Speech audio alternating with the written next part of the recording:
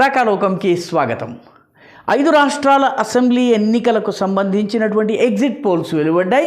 ఈ exit polls 2024 ఎన్నికల్లో ప్రజలు ఏ రకంగా ఓటు వేయబోతున్నారు, రాజకీయాల రూపురేఖలు ఎలా ఉండబోతున్నాయన్నది చెప్పబోతున్నాయి. కాబట్టి ఈ ఫలితాలు చాలా ఆసక్తికరమైనవి, వీటికి రాజకీయ ప్రాధాన్యం ఉంది.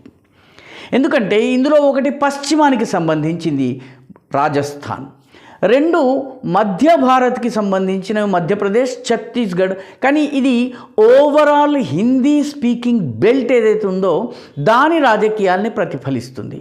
ఒకటి మిజోరాం, ఈశాన్య భారతపు రాజకీయ పోకడలకి ప్రాతినిధ్యం వహిస్తే తెలంగాణ, దక్షిణ భారతదేశంలో జనరల్ మూడ్ ఎలా ఉంది అన్నది చెప్పబోతోంది. కాబట్టి ఒక రకంగా ఇండియాకి సంబంధించిన 4 ప్రధానమైనటువంటి ప్రాంతాల యొక్క ప్రజల యొక్క మూడుని తెలిపేటటువంటి ఎన్నికలు ఇవి. ఈ ఎన్నికల ఎగ్జిట్ పోల్స్ చెబుతున్నటువంటి విషయము 4-5 విషయాలు వస్తున్నాయి. మొట్టమొదటిది చాలా స్పష్టంగా వస్తున్నటువంటిది ఏంటంటే రాజస్థాన్లో బీజేపీ స్పష్టమైనటువంటి మెజారిటీతో ప్రభుత్వం ఏర్పాటు చేయబోతోంది. గెహ్లాట్ పనితీరు, అశోక్ గెహ్లాట్ పనితీరు కానీ, కాంగ్రెస్ పార్టీ యొక్క పర్ఫార్మెన్స్ కానీ, దాని పట్ల ప్రజలు 5 ఏళ్లకు ఒకసారి అక్కడ ప్రభుత్వం మారుస్తారు. ప్రస్తుతం అది బీజేపీ, గతంలో కాంగ్రెస్ ఉండేది, గతంలో బీజేపీ ఉండేది, దాని స్థానంలో కాంగ్రెస్ వచ్చింది. ఇప్పుడు కాంగ్రెస్ నుంచి మళ్ళీ పెండులం బీజేపీ వైపు వచ్చింది. కాబట్టి బీజేపీ ప్రభుత్వం ఏర్పాటు కాబోతోంది. రాజస్థాన్లో 2024 ఎన్నికల్లో బీజేపీకి మరింత సానుకూలమైన వాతావరణం రాబోతోంది. రెండవది మధ్యప్రదేశ్లో కూడాను 95% సర్వేలు బీజేపీకి ఆధిక్యం ఉండబోతోంది, సింపుల్ మెజారిటీ వస్తుందని చెప్తున్నాయి. బీజేపీ ప్రభుత్వాన్ని ఏర్పాటు చేసేటటువంటి అవకాశము మెండుగా ఉందని చెప్తున్నాయి. కాంగ్రెస్ కూడా చాలా బలమైనటువంటి ప్రతిపక్షంగా ఉండబోతోంది అన్నటువంటి విషయాన్ని చెప్తున్నాయి. కానీ దాదాపు 20 సంవత్సరాలు ముఖ్యమంత్రిగా ఉన్న తరువాత కూడా శివరాజ్ సింగ్ చౌహాన్ యాంటీ ఇన్కంబెన్సీని అధిగమించగలగడం అనేది చాలా రిమార్కబుల్. భారత రాజకీయాల్లో ఈ రకంగా ఉన్నటువంటి నాయకులు 3-4 మాత్రమే. ఒకరు జ్యోతి బసు ఆ రకంగా 3 దశాబ్దాల పాటు చేశారు. ఆ తర్వాత గెగాంగ్ అపాంగ్ అరుణాచల్ ప్రదేశ్లో చేశారు. ఆ తర్వాత ఒడిస్సాలో నవీన్ పట్నాయక్ చేశారు. వీళ్ళు 3 తప్ప మరెవ్వరూ ఇంత మటుకు ఏకబిగిని ఇలా గెలుచుకుంటూ రాలేదు. ఒక రకంగా శివరాజ్ సింగ్ చౌహాన్ కూడా బీజేపీ ప్రభుత్వాలలో అత్యధిక కాలం ముఖ్యమంత్రిగా ఉన్నటువంటి రికార్డును ఆయన స్థాపించినట్టుగా అవుతుంది. 3వ ముఖ్యమైనటువంటి ఫలితం ఛత్తీస్గఢ్ చాలా ఆసక్తికరమైనటువంటి పోరు. 90 సీట్లు మాత్రమే ఉన్నటువంటి స్టేట్ ఇది. ఈ 90 సీట్లు మాత్రమే ఉన్నటువంటి స్టేట్లో గత ఎన్నికల్లో కాంగ్రెస్కి దాదాపు 70 సీట్లు, బీజేపీకి 15-16 సీట్లు మాత్రమే వచ్చినాయి. ముఖ్యమంత్రి సైతం ఓడిపోయారు. రాజానందగాంవ్ సీట్ నుంచి రమణ్ సింగ్ ఓడిపోయారు. ఇప్పటి వరకు ఎన్నికల్లో ఓడిపోయినటువంటి, ముఖ్యమంత్రిగా ఉంటూ ఓడిపోయినటువంటి 2 బీజేపీ ముఖ్యమంత్రులు, ఒకరు రఘుబర్ దాస్ జార్ఖండ్లో, ఒకరు రమణ్ సింగ్ ఛత్తీస్గఢ్లో. ఆ అప్రతిష్టను మూటగట్టుకున్నటువంటి ఛత్తీస్గఢ్లో బీజేపీ ఈసారి చాలా బలంగా ఎదిగింది. అంటే కాంగ్రెస్ బీజేపీల మధ్య 2-3 సీట్ల తేడా మాత్రమే ఉండబోతోంది. కాంగ్రెస్ ఒకవేళ ప్రభుత్వం ఏర్పాటు చేసిన బలమైన ప్రతిపక్షంతో ఈసారి పోటీ చేయవలసి వస్తుంది. కాంగ్రెస్ గ్రాఫ్ పడిపోతోంది. ఎన్నికల ప్రారంభంలో ఏదైతే లీడ్ కాంగ్రెస్కు ఉందని భావించారో, నల్లేరు మీద నడక అని భావించారో, అది ఆ రకంగా లేదు. బీజేపీ బాగా పుంజుకుంది అన్నది ఈ ఛత్తీస్గఢ్కి సంబంధించిన ఎగ్జిట్ పోల్స్ చెప్తున్నవి. 4వది మిజోరాం ఈశాన్య ప్రాంతానికి చెందినటువంటి ఏకైక రాష్ట్రం, ఎన్నికలకు వెళ్ళినటువంటిది. 40 సీట్లు మాత్రమే ఉంది, చిన్న రాష్ట్రము.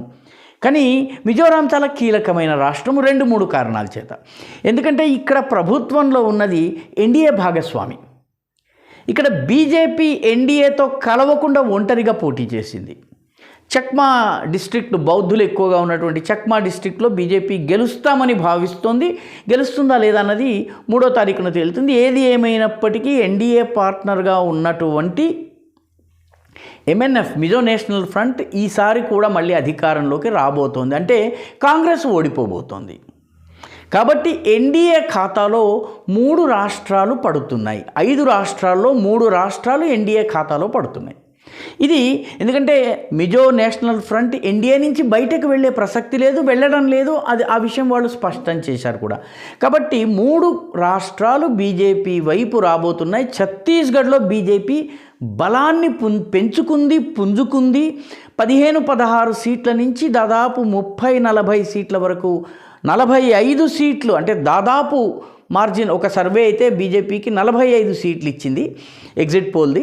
కాబట్టి చాలా బలంగా ఎదిగినట్టు, చాలా రికవర్ అయినట్టుగా మనం భావించవచ్చును. కాంగ్రెస్ ప్రభుత్వం ఏర్పాటైనా బీజేపీ బలం పెరిగింది. కాబట్టి 4 రాష్ట్రాల్లో బీజేపీ బలం పెరిగినట్టుగా మనము అంచనా వేయవచ్చును.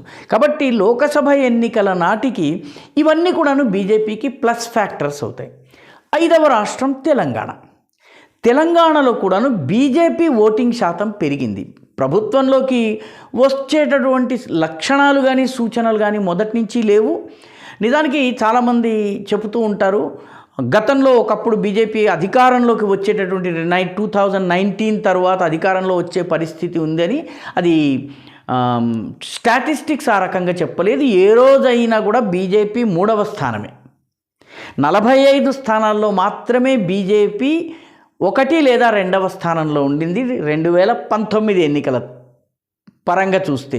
2018లో 7% ఓట్లు, 1 సీటు మాత్రమే గెలిచింది. కానీ 2019 లోకసభ ఎన్నికల్లో బీజేపీ 43 స్థానాల్లో 21 స్థానాల్లో 1వ స్థానంలో, 22 చోట్ల 2వ స్థానంలో ఉందని చెప్పారు. కాబట్టి 40 స్థానాలు, అంటే మిగిలిన సీట్లలో సెకండ్ పొజిషన్ ఉన్నటువంటి పార్టీ కాంగ్రెస్ పార్టీ. కాబట్టి కాంగ్రెసే మొదటి నుంచి కూడా బీజేపీ కన్నా బలంగా ఉందన్నటువంటి వాస్తవాలు స్టాటిస్టిక్స్ చెప్తున్నాయి. కాబట్టి ఇప్పుడు కూడాను బీజేపీకి సంబంధించినంత వరకు బీజేపీ ఒక 40-45 సీట్లలో గట్టి పోటీ ఇచ్చేటటువంటి అవకాశం ఉంది అన్నటువంటి అంచనాలు మొదటి నుంచి ఉన్నాయి. కాబట్టి బీజేపీ ఓట్ % గణనీయంగా పెరిగే అవకాశం ఉంది. 16-18% వరకు, కొన్ని చోట్ల ఆఖరికి 20 దాకా వెళ్ళినా కూడా నేను ఆశ్చర్యపోను. బీజేపీకి 20% ఒంటరిగా పోటీ చేసి ముక్కోణపు పోటీలో గనక ఓట్లు వచ్చినట్లయితే లోకసభ ఎన్నికల్లో బీజేపీ మరింత బలపడేటటువంటి అవకాశం ఉంది. కాబట్టి ఈ 5 రాష్ట్రాలకు సంబంధించిన ఎగ్జిట్ పోల్స్ చెబుతున్నది ఏంటంటే, బీజేపీ ఛత్తీస్గఢ్ని కోల్పోయినప్పటికీ, తెలంగాణలో ప్రభుత్వాన్ని ఏర్పాటు చేయకపోయినప్పటికీ ఈ ఎన్నికల్లో ఓవరాల్గా బలమైనటువంటి పార్టీగా ఎదిగినటువంటిది బీజేపీ ఒకటే. కాంగ్రెస్ పార్టీ తెలంగాణలో నిజమైనటువంటి విజయం సాధించింది, ఛత్తీస్గఢ్లో బొటాబొటి మార్కులతో వచ్చింది. మిగతా 2 రాష్ట్రాలని అది కోల్పోయింది. గట్టి పోటీ ఇచ్చినప్పటికీ, ముఖ్యంగా మధ్యప్రదేశ్లో గట్టి పోటీ ఇచ్చింది. కాబట్టి ఈ 4-5 రాష్ట్రాలు, ఎన్నికలు జరిగినటువంటి 4-5 రాష్ట్రాలను గనక చూసినట్లయితే బీజేపీ లోకసభలో మరింత పుంజుకునేటటువంటి అవకాశం ఉంది. కాంగ్రెస్ వరకు 2024 నాటికి ఇండియా కూటమిలో మెయిన్ పార్టీగా ఎదిగి మిగతా పార్టీలన్నింటినీ శాసించగలిగి లేదా వాటికి లీడ్ చేయగలిగేటువంటి స్థానంలో కాంగ్రెస్ వెళ్ళబోతోంది. 2024 నాటికి బీజేపీ కాంగ్రెస్ నాయకత్వంలోని కూటమి 2 ముఖాముఖిగా తలపడేటటువంటి అవకాశం ఉంది అన్నదే ఈ ఎగ్జిట్ పోల్స్ యొక్క సారాంశం. అయితే ఇవి ఎగ్జిట్ పోల్సే. అసలు ఫలితాలు డిసెంబర్ 3న వెలువడతాయి. అప్పటి వరకు ఇవి కేవలము సూచికలుగా మనం తీసుకోవలసినటువంటి అవసరం ఉంది. ఈ వీడియో మీకు నచ్చినట్టయితే లైక్ చేయండి, షేర్ చేయండి, ఈ ఛానల్కు సబ్స్క్రైబ్ చేయండి. మీ అభిప్రాయాన్ని కామెంట్ల రూపంలో తప్పనిసరిగా పంపించండి.